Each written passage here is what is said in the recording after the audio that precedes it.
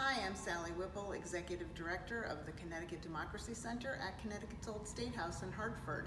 And we're really glad today to bring you a virtual tour.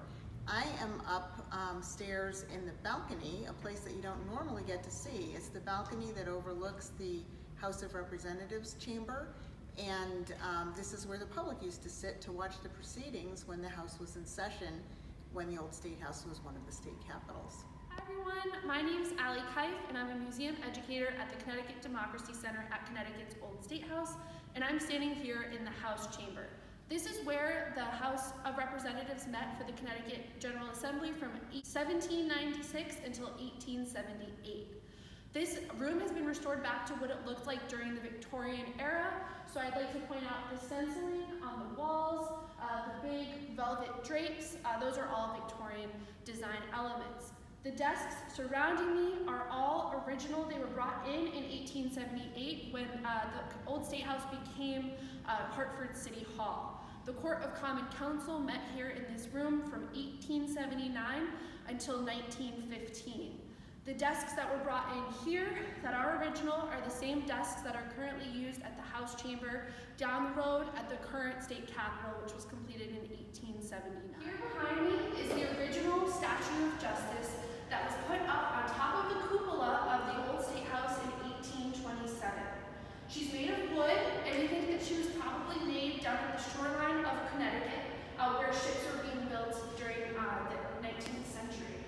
She almost looks like a maidenhead at the front of the ship. She was gilded in 1879, and she stayed up on top of the building until 1976, when she was finally replaced with a fiberglass version.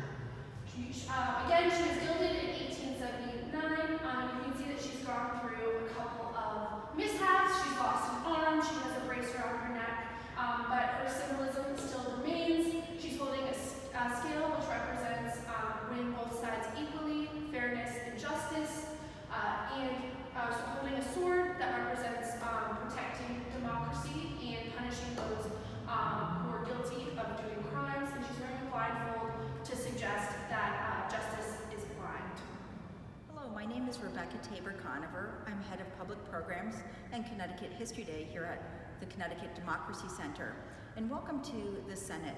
This room was home to the upper house of the legislature, and prior to the creation of the Senate, it housed the Governor's Council. It's probably my favorite room in the entire building. It's a great example of a federal style interior, and most of the furniture in this space is original to this time period. And probably the biggest highlight has to be the portrait of George Washington behind me, which was painted by Gilbert Stuart and was hung in this room as a memorial to the former president.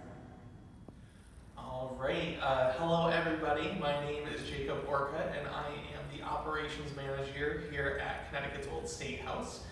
We are back in the building for at least this one day, doing some filming of some of the spaces here in the building, since not everybody can be here. And the space that I wanted to talk about today is Stewart's Museum, right here behind me and all around me. Joseph Stewart was a minister and an artist, originally from Upton, Massachusetts. He moved to Connecticut and opened a painting studio here in the building in 1796. In fact, his painting studio was almost directly above us in the attic. But shortly after opening his painting studio, he found that it wasn't quite as popular as he was hoping it was going to be. And in 1797, he kind of changed course and turned his painting studio into a museum. In fact, it was one of the first museums in the country. So you can see all around us, we've got all these kind of crazy animals in here. These are representations of some of the things that Joseph Stewart had in his original collection. He had a two-headed pig, a narwhal tusk, a two-headed cow. So we've got some of this awesome stuff here in the museum today.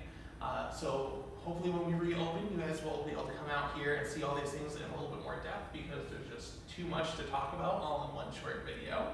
But one thing that you won't get to see on the tour that I'm hoping to do today is we're actually going to head upstairs and go to a space that we don't normally go on our in-person tours. So if you want to follow me, we're going to head up the stairs here.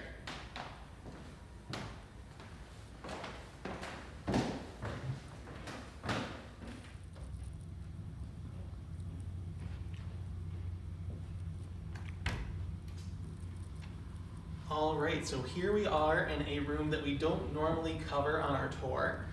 We call this room 3R, which is not its original name, of course, but this is part of the third floor, kind of the rear room. That's where we get 3R. But originally this was actually a committee room for the legislative branch here in the building. So there would have been special meetings in here as well as in the attic over here where Stewardship Museum used to be. Nowadays it's kind of a meeting room for the meetings that we'll have with the Office of Legislative Management and our nonprofit. When we hire new people, we do all the interviews in here. So again, it's kind of a behind the scenes space that you won't normally get to see on our tour, but we figure since we're doing things virtually, you might as well get to see some new old spaces here in the Old State House. Hi, my name is Mariana Garcia. I'm a museum educator here at Connecticut's Democracy Center at Connecticut's Old State House, and welcome to the courtroom. This room has seen a lot of changes through the years, and that's why it doesn't actually look like a courtroom today. Right now, we use it as an events venue for classes, conferences, and even weddings and things. But at one point, it would have been the seat of the Supreme Court of Connecticut. And a lot of really interesting cases took place here, the most famous of which is probably the Amistad trials, which took place in 1839. The opening hearings of that trial took place here. The second half of that trial took place down in the State House in New Haven. But it was a very landmark case that became a cornerstone for the civil rights movement and the fight against slavery here in the United States. The Amistad trial centered on 53 African captives and their fight for freedom. Months before the start of the trial, they and hundreds of others had been kidnapped from their homes in Africa to be sold and enslaved in Cuba. But they rose up an armed rebellion and took control of the ship that was transporting them, a Spanish schooner called La Amistad. After the rebellion, the U.S. Navy captured them on the Long Island Sound, and then they were brought here to court in Hartford to stand trial for mutiny and murder, and also as part of several property claims. The court needed to determine if they were illegally kidnapped from Africa or if they were actually Cuban-born slaves. The Africans were active participants in their own defense, and many of them even gave testimony of their story right here in this courtroom. At the end of the trial, they were set free, and although the case was later appealed by the U.S. Supreme Court, they were once again set free and returned to Africa.